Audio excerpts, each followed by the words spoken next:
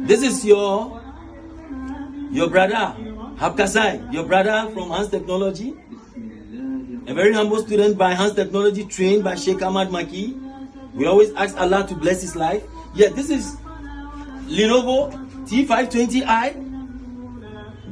Lock, password lock. We have to do patching. The customer brought it. He said, hey, he wants the password to be removed. He has given it to people. They have to remove. They have to run. I said, don't worry now. This is a solution center. Hans Technology, we don't beg. We don't talk much. We work. So I said, no problem. But there's a new tricks of solving BIOS. Instead of doing patching, this Lenovo from t520 series, we have a new tricks. This is tweezer. We use the only tweezer to short. When we use the tweezer to short, there's a small MOSFET here.